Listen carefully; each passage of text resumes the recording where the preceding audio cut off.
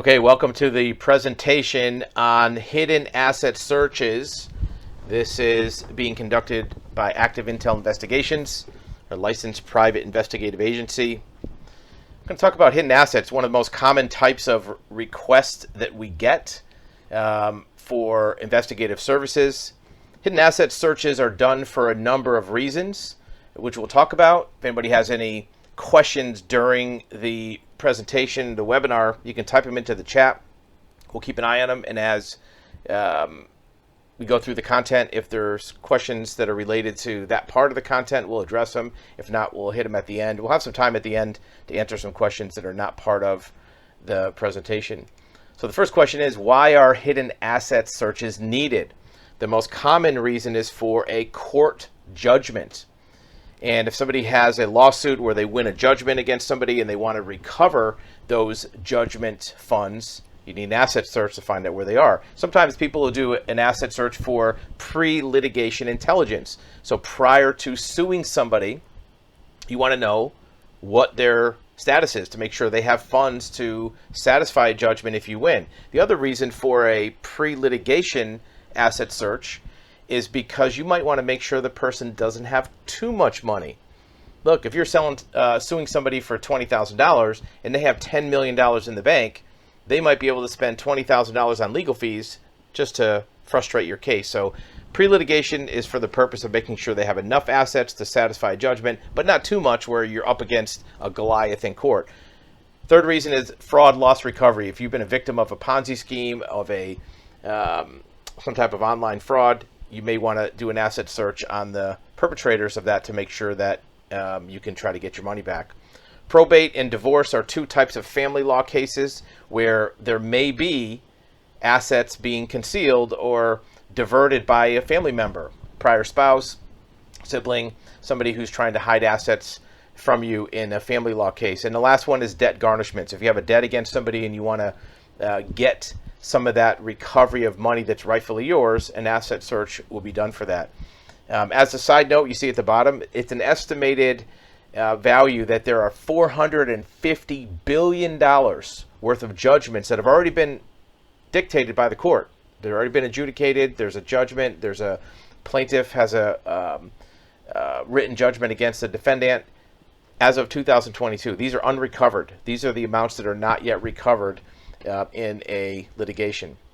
So how do you use an asset search? We're going to talk about how to do them, but when you get the asset search completed, what do you do next? Well, the judgment is the beginning of your funds recovery. After you get your asset search, you're going to do a writ of garnishment, maybe an asset seizure. You will do a lien against certain types of assets like real estate. You may use the asset information to leverage a voluntary recovery from the defendant. Now remember, we're not attorneys, we're not giving you legal advice, but these are the types of things that usually are done by clients or victims or attorneys after they get the asset search. You may also want to look for nominee trustees, meaning that if the person has done a transfer to a third party to try to hide assets, you want to get that information so you may be able to seize assets from a third party. There's two types of asset searches. One is an electronic or database search. This is what you'll find online, info search and all these websites where it's a basic electronic search. It's not coming from the primary sources. For example, real estate records won't be coming from the recorder of deeds. It'll be coming from some database or a third party. Same thing with bank accounts. That's usually not usable in court, and it's usually not accurate. They're pretty cheap and they're pretty quick, but depending on your use, you may want to look at the second type, which is a fully documented and abstracted asset search. That means a licensed investigator goes to the records, pulls the primary records, bank accounts, real estate, vehicle titles, and then uses a primary source report so that you can use that for these purposes we see on top, the writ of garnishment or asset seizure. There's various types of assets that are searched. These are the list of the common ones that people look for. Bank accounts, you notice that's on top. That's one of the first ones we'll talk about because that's what people are looking for, is bank accounts. How do you search them? There's also real estate. There's vehicles, corporate assets, intellectual property, vessels and aircraft. Also things like ATVs and other non-titled vehicles. Accounts receivable. fraudulent conveyances we talked about. Now, what does this all mean? Well, each type of asset is a different type of search. For example, when you search for real estate, that's searched at the recorder of deeds. That's not where you're going to find information on vehicles. So each asset class is a different type of search done in a different way using different records. And we're going to talk about each one of these throughout the course of this webinar. Now, on the left-hand side, you will see a reference to the Graham-Leach-Bliley Act. It's very important to be aware of this particular piece of legislation. It's a federal law. And anytime you're doing an asset search, you want to make sure that the search that you're doing or that somebody else is doing is Graham-Leach-Bliley Act compliant. Sometimes it's abbreviated GLB. Look for GLB compliant. And the reason that's important is because search methods are restricted by this federal law. It's under the U.S. Code. You see the reference at the bottom that prohibits pretexting and hacking, meaning that if you get information about assets using illegal means or methods, first of all, you can't use them to garnish the assets. Second of all, it can get you into trouble where you might actually owe more on damages or liability because you did the search illegally than the person owed you in the first place. So make sure that your searches are GLB compliant. You're not using pretexting. And the example in this text, this comes right from the law. This quote occurs when somebody tries to gain access to personal information without proper authority by requesting information impersonating somebody else. Good example, you call the bank and say, hey, I'm Joe Schmo, fax me a copy of my bank statement, right? It's probably not going to work, but something more complicated than that might work. Or if you hack somebody's email, that's going to be illegal pretexting and it will get you into a lot of trouble. So getting right to the point, how are they searched? All these different records. Let's take a look at how these different types of asset records are searched. First, we'll look at real estate. Real estate is searched through the recorder of deeds. That is a specific government office that is in every county in the country has a recorder of deeds. And the recorder of deeds records documents like this. This is an example of a warranty deed that evidences a transfer of a property. It has the name of the owner, the name of the prior owner, and a lot of other transfer information.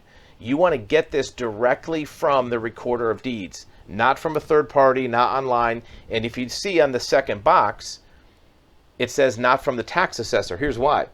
The tax assessor is another office, usually right next door to the recorder of deeds, that may have some real estate information, but all they do is collect taxes. They don't have anything to do with ownership. And even though you might think, well, the name on the tax record is probably the owner. Well, it probably is.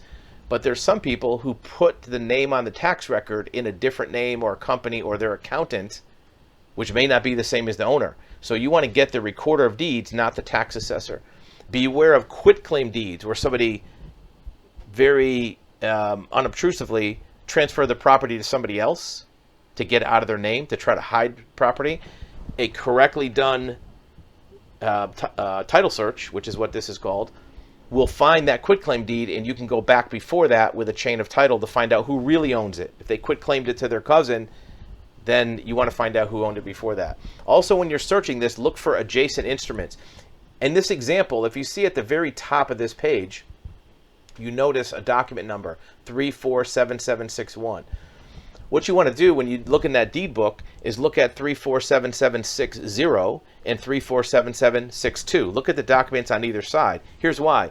Even though you might not think it has anything to do with your subject property, many times when people are doing funny stuff with real estate, they just bring down a batch of documents, give them to the clerk, and they get filed in the book in subsequent order. So you might find a property right next to this one in the book that is also related to that party, and it's a good way to find hidden assets. Also look at what we call margin forensics. For example, if you look at this particular document in the upper right hand corner, there's a little stamp where people wrote in the name of the recorder, the name of the title company, sometimes the name of the witness. There's a number here, 17932. You find in the margins many times references to other things, sometimes even the wire transfer bank. So don't just use the data on their website, get the actual deed, and see what's there. Next slide is vehicle records, and we'll go through this quick because one after this is what everybody's looking for, which is bank accounts. Vehicle records are searched through the state office in the state where the subject is located, and they're searched through a government agency. Most states call it Department of Motor Vehicles. Some states call it Department of Transportation. Some states will call it Secretary of State. Different agencies do it, but every state has one agency that handles all vehicle records. The reason this is important is because that state agency holds all the records of ownership for every vehicle in the state. Now, in order to get it, you can't just walk in the door, call them up and say, what car does this person own? You have to file a very specific form called a DPPA form. And if you notice at the top, it says Drivers Privacy Protection Act, DPPA. It's a federal law that keeps vehicle records private. It's considered private information, just like your social security number. But if you notice in the box, there's an exception to that privacy. It says for use in connection with any civil, administrative, or arbitrary proceeding in any federal, state, or local court. So if you have a court case or a judgment, it's an exception, and you can file for a DPPA release of information. And every state has a form. There's 50 different forms for 50 different states, but you'll find that the forms all pretty much say the same thing. You see how it says permissible use 1, 2, 3? This wording, even though it comes from the federal law, will be exactly the same in every state because the states have to abide by the federal law. So that's how you get vehicle records for an asset search. Jump to the next slide. Boom, this is what you're looking for. Bank accounts. How do you get bank accounts? Well, there are 4 sources for banking records. Banking records can come from the SWIFT code system, the check verification system, the account vetting inquiry, or OSINT. And we'll talk about what each one of those is. Every time there is a banking transaction, you deposit a check, you check your balance, you go to the ATM, even when they print a statement like the one you see on the left. This is just a generic kind of sample bank statement. Each one of those banking events generates a SWIFT code, and here's an example of what a SWIFT code looks like from their system. And that SWIFT code allows banks to exchange information amongst themselves from one bank to another to keep track of all these transactions. And that SWIFT code system can be accessed to get information on bank accounts. Now, when you do a SWIFT code search, you're going to get a whole list of all these types of SWIFT codes in a big database dump, and you're going to have to go through to translate them into bank accounts. But that's one way to do it. Another way to do it is use the check verification system. You know, when you walk into a major retailer, Costco, Home Depot, Walmart, and you go to check out, at the checkout stand, the cashier, there'll be a little sign that says, hey, you want to pay by check? We use Checks Free or Paychex or one of these third-party companies that verifies your check. Those companies also are in the private sector, and they have access to banking information. And there's ways to search through those systems.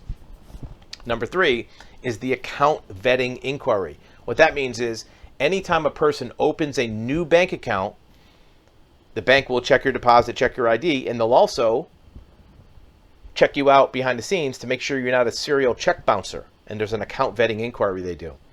The last one is OSINT. OSINT is open source intelligence. Anytime you do activities, you pay your electric bill, you pay your insurance, maybe even your payroll, your direct deposit, it creates an open source record that can connect the bank accounts. So how do you search these? Well, one way to do it is to open up accounts in one of these systems. You open a SWIFT code account, you open a check verification account, and you access it. It's not really practical if you're just doing 1 or 2 at a time because it's expensive and there's a lot of paperwork. So there are third-party companies that do these type of searches. Some of the major ones are DataTrace. One of them is accountnumbers.com. That's a website you'll find. Another one is Trace Bureau. And each one of these sources will search one of these types, methods. The most common one is accountnumbers.com. That's one of the ones we use. Each source is going to run you, as it says on the bottom, a couple $100 maybe. So how do you do it? Do you run just one of them? Do you run all three, all four? Well, if you run just one of them, you may not get all the accounts. For example, if you run the Swift code account, you may get 2 or 3 banks, but there might be more if you run the other 3. So depending on your budget and how serious and important it is to run your bank account search, you may run all 4. But if you run all 4, you probably got $700 or $800, maybe $1,000 out of your pocket for the fees for that search. Now keep in mind too, when you get back the results, you'll probably have to spend an hour or two going through them to translate the data into actual bank information. Next one is corporate assets. This is where you're going to search for corporate records. Here's an example of corporations from the state of Florida. Now, it's important when you get these corporate records, look at all the information. Like here you have an address in Coral Gables. Down at the bottom, you see the managing members have addresses in Caracas, Venezuela. You want to look at everything because you may find other addresses that you can back search to find other addresses there. LLCs, Inc. corporations, partnerships, trust, all of those will have assets that you want to make sure you're identifying, and even other parties. For example, if there's other parties listed as managing members, you want to back search them as well. And also search things like domain names, which is an internet website address like xyz.com. You may not think that's of any value, but if you find a website ownership and your party owns that, you can seize that website. Even though it might not give you any immediate cash, it might be a way to leverage them to come out of pocket cash, because if their website is shut down and you have all their emails, they might not want to sit there making no money for a while and might want to just settle or give you some payments. Same thing with phone numbers. If they have a corporation that has a phone number that where all their sales calls come in, you might want to take ownership of that phone number, hold it hostage, so that way they pay you your money. So look at all your corporate filings, UCCs, if there's any filed contracts, if they have a contract where they're receiving income, $10,000 a month for some advertising contract, you can leverage that payor and tell them, look, send me the money instead of this person because I have a judgment against them, and the court would do that. There's some secondary assets that you can look at, vessels. There's a link through the U.S. Coast Guard documented vessel system. Aircraft goes through the FAA. Intellectual property, which is patents, trademarks, and copyrights, that goes through USPTO. And you want to search those because many people, more people than you think, have trademarks and copyrights. And even if they're not generating income, you owning them, again, is a leverage point, and maybe you can sell it to a competitor. You can sell it to somebody else that might see it as a value.